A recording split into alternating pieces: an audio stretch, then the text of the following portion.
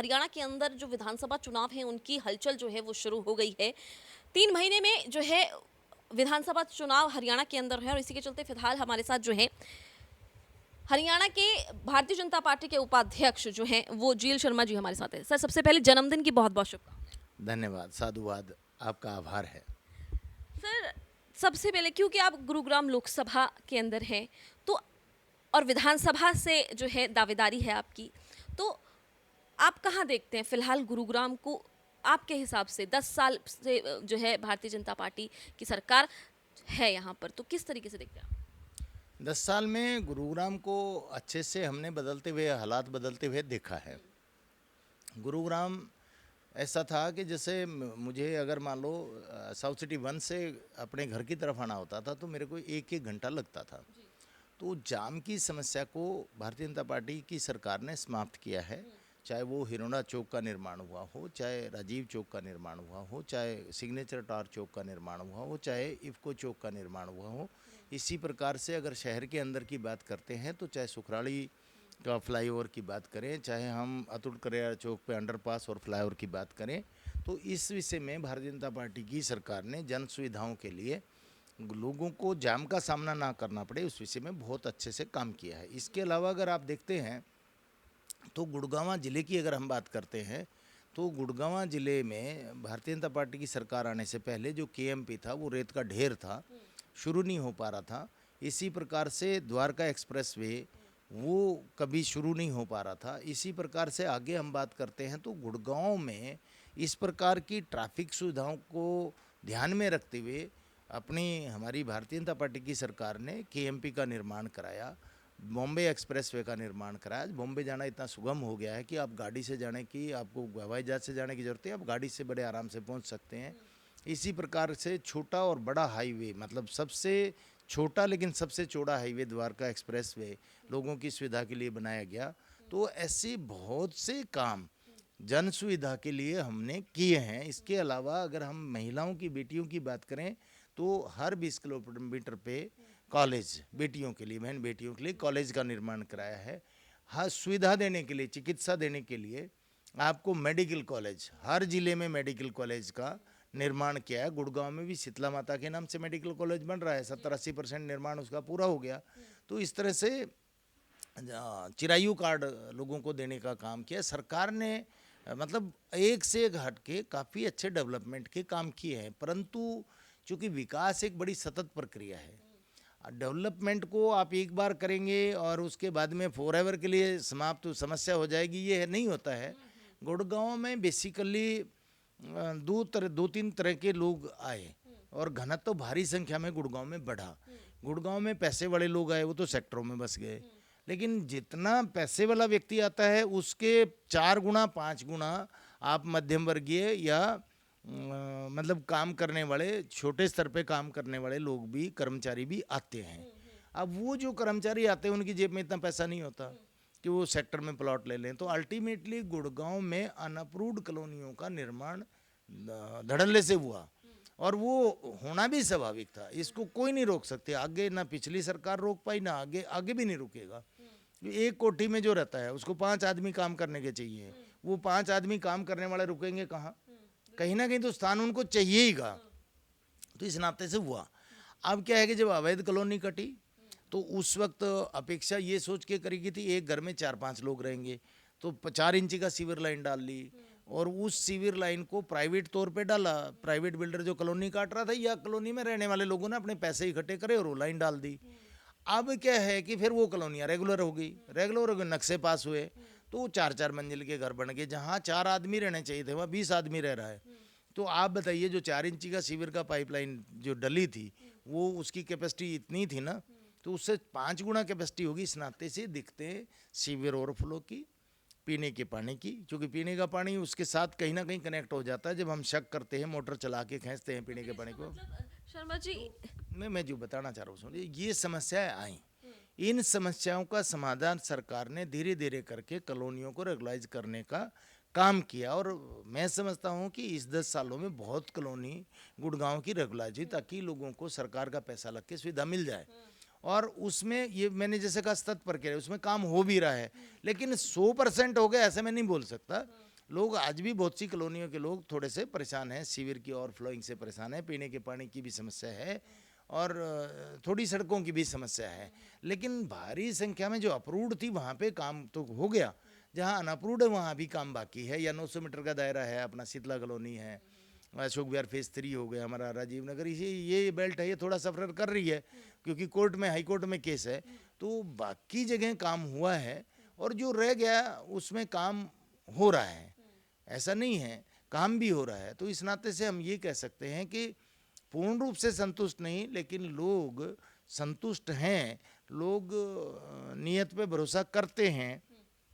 तभी तो लोकसभा चुनाव में गुड़गांव से 1,20,000 की और बादशाहपुर से 1,21,000 की लीड भाजपा को मिली है। सर, जैसा कि आपने बताया कि 1 लाख से ज़्यादा की लीड तो मिली, लेकिन ये अंतर आप ये देखिए कि कम कितना हुआ है ना। पिछली बार ये अंतर किस तरीके था और अब की बार ये कम हुआ है, तो कहीं ना कहीं आप मानते हैं कि भारतीय जनता पार्टी कहीं ना कहीं बैकफुट पे आई है फिलहाल? 10 साल शासन करते जब हो जाते हैं ना, अपने तो अपने घर में जब 10 साल आ जाते हैं ना, हो जाते हैं, तो ही लोग थोड़ा सा महसूस करना शुरू कर देते हैं। 10 साल का शासन है, कहीं ना कहीं अपेक्षा, लोग जब वोट डालते हैं, चुनाव के लिए जिताते हैं, तो अपेक्षा बहुत ज़्यादा होती है, व्यक्तिगत भी होती है, सार्वजनिक, और करना भी चाहिए उनकी अपेक्षा को पूरी। लेकिन 100% ऐसा हो जाए तो राम जी से भी लोग संतुष्ट नहीं हैं। ये तो मानव हैं, मनुष्य है। और मैं कह रहा हूँ कि मान लो हमसे कोई गलतियाँ हुई है, हमारी सरकार, हम कोई भगवान थोड़ी हैं, इंसान है, इंसान से गलती हो जाती है तो उसको लोग क्षमा भी करते हैं। तो जैसे मान लो कोई काम करते करते अपना घर बनाते हैं, हम घर बनाने में नया घर खुद ही मैनेज करते हैं, खुद ही सुपरवाइज करते हैं, लेकिन फिर भी दिक्कतें आती हैं जब घुसते हैं। तो ऐसे ही सरकार बनाते हैं तो उसमें भी कहीं ना कहीं कोई दिक्कतें आती हैं। काम करते वक्त कई बार गलत काम हो जाते हैं, करा तो अच्छे के लिए, लेकिन उसका रिजल्ट अच्छा नहीं आया, लोगों ने वो पसंद नहीं आई वो सुविधा, तो उसको चेंज करने का काम भी हो रहा है। नए मुख्यमंत्री बने हैं, चाहे पिछड़े वर्ग की बात कर लें हम, चाहे सरपंची की बात कर लें, चाहे नंबरदारों की बात कर लें, चाहे समाज के विभिन्न वर्गों की बात कर लें, अब नई नई चीज़ें अभी हो रही हैं। गुड़गांव की अगर मैं बात करूं तो मुख्यमंत्री बनने के बाद में नायब सैनी जी यहाँ 2 बार आ लिए, दोनों बार आके अधिकारियों की खिंचाई करके गए हैं। कूड़े का ढेर था, समाप्त होता जा रहा है। तो उनका ध्यान अभी गुड़गांव पे बहुत ज़्यादा है, फोकस है। अरे ऐसा मैंने खुद मैं बता रहा हूँ कि जैसे कॉलोनियों में जा रहा हूँ, पानी की, सीवर की समस्या है, अधिकारियों को फ़ोन कर रहा हूँ तो तुरंत टीम जा रही है, काम कर रही हैं। 100% नहीं होता, लेकिन चुनाव के समय में ये दिक्कतें ज़्यादा इसलिए हो जाती है कि एक तो व्यक्ति ये सोचता है कि अभी सरकार के रहते रहते हम इसको ठीक करा लें, एक तो ये व्यक्ति सोचता है। दूसरा ये चूँकि प्रेशर ज़्यादा हो जाता है ना, भाई अभी तो अपनी सरकार है, अभी कराओ, अभी कराओ, अभी कराओ। और ये भी इंसान की, मेरी भी, सबकी सोच है, मैं भी जनता का ही व्यक्ति हूँ, ये भी सोच रहती है कि भाई अब तो प्रेशर में सरकार काम कर देगी, बाद में पता नहीं दूसरी आएगी, क्या होगा क्या नहीं होगा, तो इसलिए प्रेशर ज़्यादा रहता है। नंबर 1 बात। नंबर 2, जनता में सकारात्मक नकारात्मक दोनों तरह के लोग हैं, अच्छी सोच वाले लोग भी हैं और गलत सोच वाले लोग भी हैं। ये जनता में भी है, कर्मचारियों में भी है, अधिकारियों में, सब में है। मैं कह रहा हूँ कि जनता वाले तो जो भाई विपक्ष में हैं वो आपको सही रास्ता देते हैं, उनकी प्रति घृणा कभी नहीं करनी चाहिए, क्योंकि वो ही आपको रास्ता सही देते हैं। निंदक नीडे राखी आंगन कुटी सवाए, अगर निंदक सामने नहीं रहा, आपको रोकने टोकने वाला कोई नहीं हो, तो आप उदंड हो जाते हैं। तो वो अच्छे लोग हैं, ये मान करके कि आपको सही दिशा देते हैं, नहीं तो आप दिशा भटक सकते हैं। इसी प्रकार से, लेकिन अधिकारियों में जो नकारात्मक भाव और सकारात्मक भाव है, उसका प्रभाव जरूर जनता की सुविधाओं पर पड़ता है। तो मेरा इतना सही निवेदन है अधिकारियों से कि उनके घर परिवार का लालन पालन ये जनता कर रही है। वो आप तनख्वाह जो ले रहे हैं वो जनता के जेब से जा कर के सरकार के खजाने में जमा होता है। आपके बच्चों का जो आप बच्चे पाल रहे हो, जो बड़ी बड़ी घर बना रहे हो, बड़ी गाड़ियां ले रहे हो, ये जो राजा है जनता, इनके ही जेब के दिए हुए पैसे से ले रहे हो। तो इसलिए नकारात्मक भाव छोड़ के आप जनता के नौकर हैं, you are the public servant. Public servant को, पब्लिक जन सेवक को जनता की सेवा करने का भाव होना ही चाहिए। लेकिन कुछ लोग होते हैं, ये वृत्ति है मानव की, इसको आप रोक नहीं सकते, तो उनसे केवल निवेदन ही किया जा सकता है। चुनाव के समय में ये फोर्सेज ज़्यादा काम करती है। नेगेटिव फोर्सेज भी काम करती है, पॉजिटिव फोर्सेज भी करते हैं, दोनों ही काम करती है अपने अपने तरीके से, क्योंकि इलेक्शन आते हैं, बाद में तो सब शांत हो जाते हैं। तो इस ड्यूरेशन में मैं ज़रूर उन भाइयों से, उन अधिकारियों से कहना चाह रहा हूँ जो नेगेटिव फोर्सेज हैं या उनके दिमाग में कोई ऐसा भाव है तो वो अपना भाव बदलें, क्योंकि सरकार कोई भी रहे, जनता तो यही रहने वाली है। आज आपको अगर गाली पड़ रही है तो इसलिए पड़ रही है कि आप अपने मालिक के साथ गद्दारी कर रहे हैं। तो ऐसा भाव लेकर के अपन काम कर रहे हैं कि सबको, सबका साथ, सबका विकास हो, सबकी सोच अच्छी हो, सब बढ़िया से काम करें। गुड़गांव में भी अपना भाव यही है कि मैंने गुड़गांव की निरंतर 25 साल से निस्वार्थ भाव से सेवा की है। बहुत से लोगों को राजनीतिक क्षेत्र में सहयोग कर करके आगे बढ़ाने का काम किया है।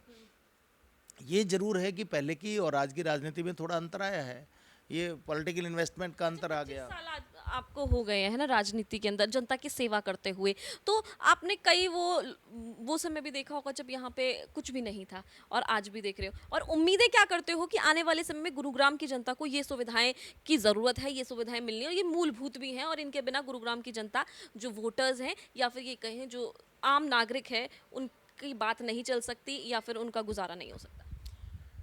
गुरुग्राम को मैंने छोटे से गांव से, और एक ये अपनी छावनी होती थी गुड़गांव की, एक गुड़गांव गांव, एक छावनी, बीच में सिलोखरा, झाड़सा, इस तरह से गांव ही होते थे, अपने सामने डेवलप होते हुए मैंने देखा है। मेरे को अपने सामने मैंने ये तस्वीर देखी कि किस प्रकार से लोग आए, यहाँ पे ये ज़मीनें खाली पड़ी थी, ये बंद था, यहाँ पे जहाँ में हम बैठे हैं तो ये यहाँ कुछ नहीं था, झुंडे होते थे और कच्चे रास्ते थे, लोगों को डर लगता था। ये स्थिति गुड़गांव की थी उस वक्त।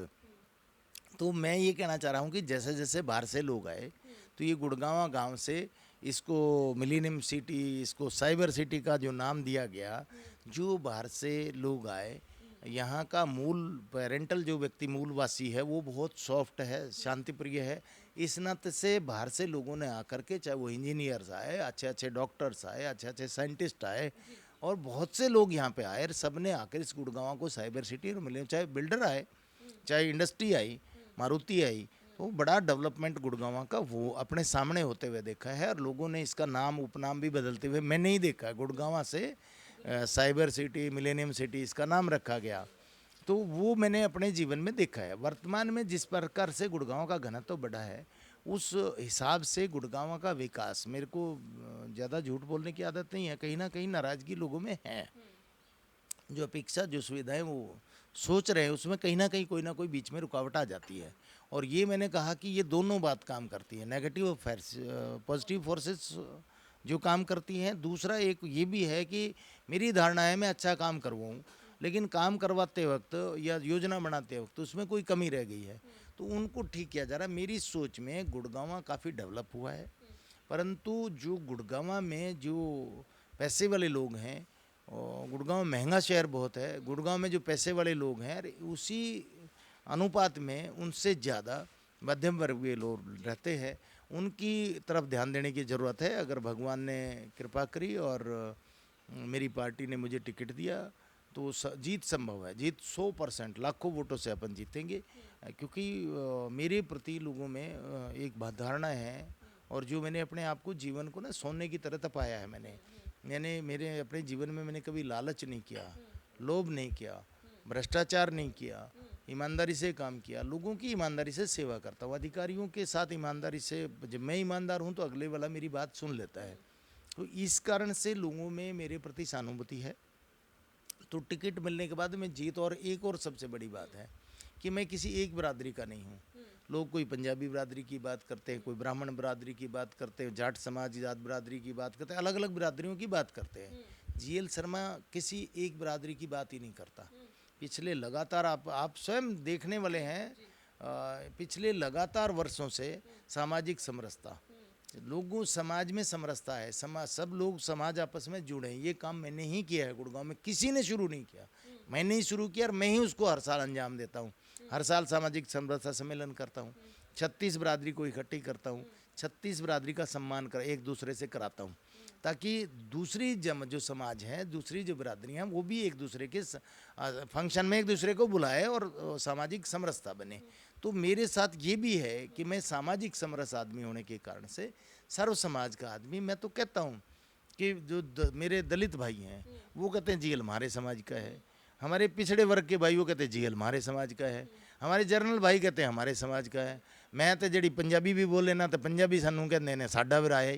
तो ये मतलब ये एक जाट कहते हैं हमारा भाई है, यादव कहते हैं हमारा भाई है, हम सबका भाई हूँ मैं। तो इस नाते मेरे प्रति जो सहानुभूति है लोगों में, तो जीत के लिए तो कम से कम लाखों वोटों से अपन जीतेंगे। और जो गुड़गांव को विकास का स्वप्न मैंने समझा हुआ है, जो मध्यवर्गीय परिवार है, जो हमारा निम्न स्तर के कर्मचारी जो बेचारे रहते हैं, उनकी जो समस्या है, पैसे वाला अपनी समस्या को खुद सॉल्व कर लेता है, लेकिन गरीब कहाँ से करेगा। तो ये सोच ले करके अपन ने चलनी है। और यही हमारी पार्टी का ध्येय भी है, अंत्योदय, यानी पिछली पंक्ति में जो व्यक्ति खड़ा है उसको किस तरह से आगे लाया जाए, ये सोच करके काम करने का मन है। जैसा भी आपने खुद ही कहा कि कहीं ना कहीं लोगों की अपेक्षाएं जो हैं वो पूरी नहीं हुई है, और आपने भी जो है जनता के लिए सपने संजोए हुए हैं। तो शिक्षा, रोजगार और स्वास्थ्य ये सबसे अहम है। शिक्षा तो एक बार को बच्चे स्कूल जा रहे हैं, ठीक है, शिक्षा सही चल रही है, ठीक है। रोजगार सबसे, हरियाणा आज सबसे पीछे है, सबसे बड़ा मुद्दा। और साथ में स्वास्थ्य, गुरुग्राम आपको पता है लंबे समय से इंतजार कर रहा है, 5 साल तो टूटने में लगे हैं, बनने में कितने लगेंगे शर्मा जी? इनके अलग अलग नैरेटिव्स हैं। रोजगार की अगर मैं बात करूं तो सरकारी आंकड़े पिछली 10 साल के, पिछली सरकारों के, इस सरकार के आप निकालेंगे तो पहले 10 साल में 60,000 नौकरियां लगी थी सरकारी, अब 1,26,000 नौकरी लग चुकी हैं। तो वो कहीं उससे डबल है। और इसके अलावा प्राइवेट सेक्टर में भारी संख्या में जो इंडस्ट्रियलाइजेशन हुआ है उसमें रोजगार प्राइवेट सेक्टर में बच्चों को मिल रहा है। परंतु रोजगार की जो समस्या है, आप किसी की सरकार बना लें, उसका समूल समाधान कोई भी नहीं कर सकता। और उसका सबसे बड़ा कारण है कि हमने अपने बच्चों को केवल नौकरी नौकरी और नौकरी के लिए मेंटली प्रिपेयर्ड कर दिया। नौकरी तो पूरे हिंदुस्तान में 20 से 21% है, इसमें 16% आपकी प्राइवेट सेक्टर की नौकरियां हैं, चाहे दुकान से लेकर के इंडस्ट्री और जितने भी कॉरपोरेट ऑफिसेज है वो लगा लीजिए।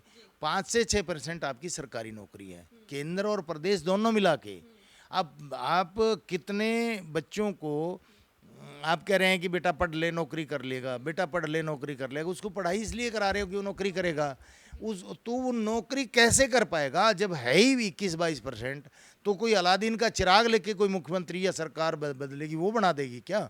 नौकरी जितनी है उतनी ही व्यवसाय, आप उतनी ही नौकरी आप दे सकते हैं। तो उसको, इस नैरेटिव को बदलने के लिए सरकार ने काम किया है कि बच्चों को स्वरोजगार करवाएं, बच्चों को व्यवसाय शिक्षा दे करके उनका व्यवसाय खुलवाया जाए, बच्चों के लिए स्किल डेवलपमेंट यूनिवर्सिटी बनाएं ताकि वो स्किल्ड होकर के अपना काम खुद कर सकें।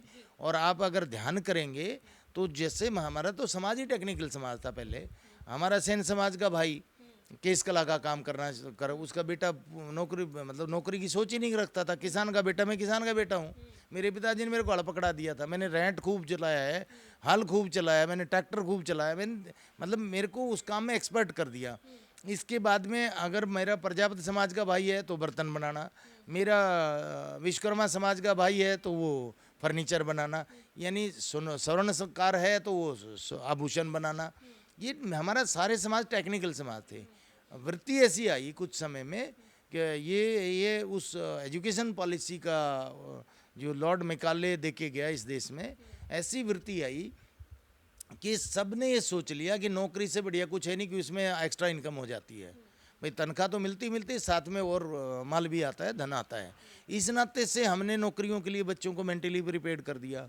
अब नौकरी जितनी है उतनी मिल गई, व्यवसाय के लिए खुद अपना व्यवसाय करें, खुद अपना काम करें, इसलिए हमने उनको मतलब दिमाग में ये चीज़ डाली नहीं है। अब नहीं डाली है तो क्या है कि बच्चा जो काम नहीं कर पा रहा, अब वो पढ़ गया MA या पढ़ गया कुछ ज़्यादा और ज़्यादा पढ़ गया और उसको नौकरी मिली नहीं, तो उस नाते से फिर वो कहीं ना कहीं फ्रस्ट्रेशन महसूस करके और नशे की गर्त में जाता है।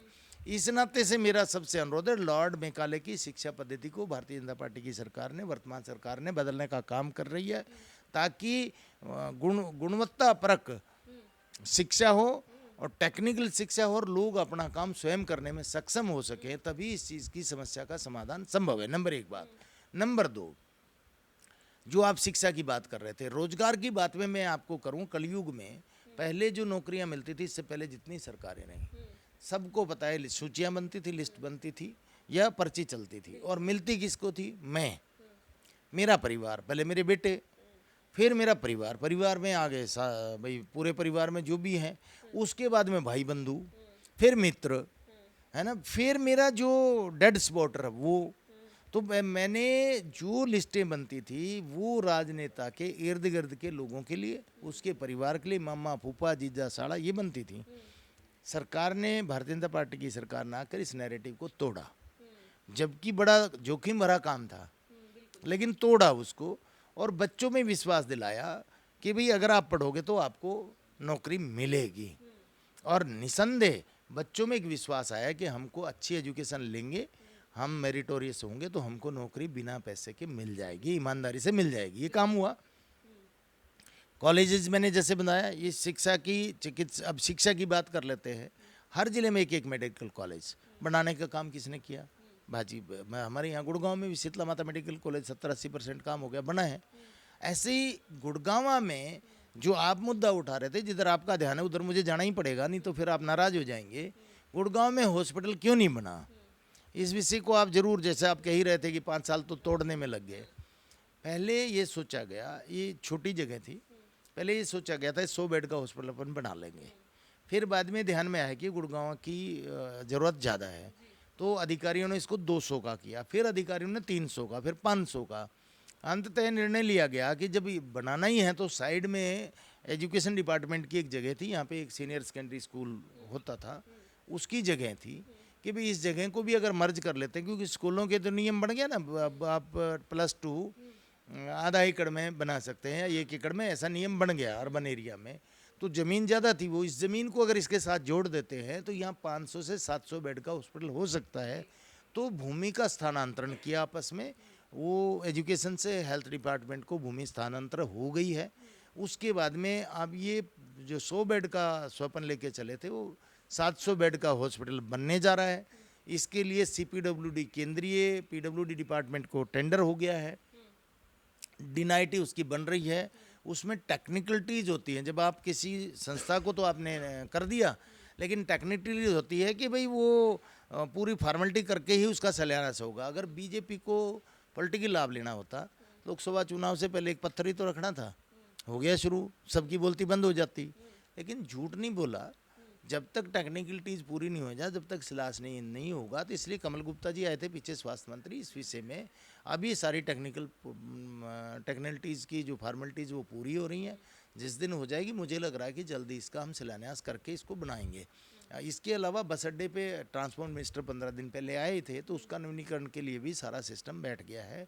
तो अगर हम बात करते हैं पार्किंग की, अब ये एक बड़ी प्रॉब्लम है। शहर में घुसने के लिए पार्किंग की दिक्कत है, लेकिन उसमें प्रॉब्लम हम भी हैं। अब जो बाहर लोग बैठे वो कौन है? वो जनता के लोग हैं। अब वो खाली नहीं करते, उनको नोटिस देते हैं, वो फ़ोन करते हैं, सिफारिश करते हैं। मेरे को भी सिफारिश आती है, सबको आती है, चाहे कोई भी बैठे हों लोग, आपने देखा ही होगा। तो ये एक समस्या है, लोग इसमें सहयोग करें तो ये समस्या का समाधान हो सकता है। इसमें जनता का सहयोग चाहिए। तो बहुत सी चीज़ें हुई हैं, बहुत सी चीज़ पाइपलाइन में, बहुत सी चीज़ें होंगी। ये विकास सतत प्रक्रिया है, चलती रहेगी। आपकी नीयत में खोट नहीं होना चाहिए, मेरी नीयत में खोट नहीं होना चाहिए। तो निश्चित रूप से लोग सोचते हैं कि भाई ये आदमी खोटी नीयत का है, यो सही नीयत का है, तो लोग ये भी जानते हैं, इसलिए सही नीयत वाले व्यक्ति की तरफ जनता जाती है। तो मैं ये मान के चलता हूँ कि जो हम काम कर रहे हैं, जो निस्वार्थ भाव से जनता की सेवा कर रहे हैं, उस हिस्से में मेरा संगठन भी, मेरी पार्टी भी मेरी ओर देखेगा, टिकट देगा, हम जीतेंगे। जीत के गुड़गांव को, जो मेरे सपनों का गुड़गांव, उसको बनाने में पूर्ण रूप से मैं सक्षम हो पाऊँगा। अभी मैं काम करता हूँ, 50-60 की एवरेज है, लोग आते हैं, कार्यकर्ता आते हैं, काम करवाते हैं, फ़ोन करता हूँ, होते हैं। 100% नहीं होते, 100% तो चाहे CM चाहे तो भी नहीं हो सकते, क्योंकि कोई ना कोई टेक्निकल चीज़ अड़ जाती होगी। तो उस नाते से काम करते हैं। लेकिन आप विधायक बन के बहुत ज़्यादा समस्याओं को समाधान कराने में सक्षम होते, इस नाते से अपनी सोच है कि एक बार विधायक बन के गुरुग्राम का विधायक, यानी किसी भी प्रदेश का विधायक कैसा होना चाहिए, ये सिद्ध करके दिखाऊंगा। मैंने डेयरी फेडरेशन का चेयरमैन रहा, चेयरमैन कैसा होना चाहिए ये मैंने प्रूव करके दिखाया। घाटे की संस्था को 42 करोड़ के लाभ में छोड़ के आया। मेरे गांव में जाइए, जो मेरा नेटिव विलेज है, गुड़गांव ज़िले का हिस्सा है, उसमें अगर आप जाएंगे तो आप पाएंगे कि सरपंच में था, तो सरपंच कैसा होना चाहिए वो बताएंगे कैसे सरपंच थे। जो ऐसी समस्याएं जो 20-50 साल से नहीं सुलझ रही थी वो मैंने सुलझाई थी। तो ऐसे ही एमएलए कैसा होना चाहिए, मैं प्रूव करूंगा कि एमएलए कैसा होना चाहिए। अब तक एमएलए अपने आप को जो बने हैं, मुझे लगता नहीं प्रूव कर पाए कि एमएलए क्या होना चाहिए। एमएलए जनता के नौकर की तरह काम करेगा, ऐसा होना चाहिए। जनता की अपेक्षाओं के लिए जनता के बीच में रहेगा, ऐसा होना चाहिए। जब तक आप कॉलोनी में जाएंगे नहीं, आपको समस्या कैसे पता चलेगी? जब तक आप लोगों के बीच में बैठ के चाय नहीं पियेंगे, आपको समस्या का कैसे पता चलेगा? जब तक आप साधारण पुरुष की तरह, साधारण व्यक्ति की तरह लोगों के बीच में नहीं बैठते हैं, अलग से थोड़ी चढ़ जाता है। मैं आज जीएल शर्मा हूँ, कार्यकर्ता हूँ, कल को मैं एमएलए बन जाऊंगा तो मैं कार्यकर्ता नहीं रहूंगा क्या? मैं कोई मालिक बन जाऊंगा क्या? मैं कार्यकर्ता के बीच में, लोगों के बीच में रहूंगा, तो लोगों को अंदाजा होगा कि मुख्य मतलब एक एमएलए कैसा होता है, तो वो सिद्ध करके दिखाऊंगा। Thank you so much. ये थे हमारे साथ जीएल शर्मा जी, जिन्होंने बताया कि एमएलए जो है वो आखिरकार कैसा होना चाहिए। इनके मुताबिक जो है एमएलए के अंदर वो खूबियां होनी चाहिए, और भारतीय जनता पार्टी अगर इनके ऊपर विश्वास जताती है तो इनका वादा है कि वो गुरुग्राम को, सपनों का गुरुग्राम, जो आज तक सपनों में लोग देखते आए थे कि गुरुग्राम ऐसा होना चाहिए, वो उस गुरुग्राम को बनाकर दिखाएंगे। आपको इस पर क्या कुछ कहना है ये मुझे कमेंट करके और खबर को शेयर जरूर करें, ताकि जीएल शर्मा जी के सारे मुद्दे, जनता के हित के मुद्दे उन तक पहुंच सके। साथ ही इस चैनल को सब्सक्राइब करें। धन्यवाद।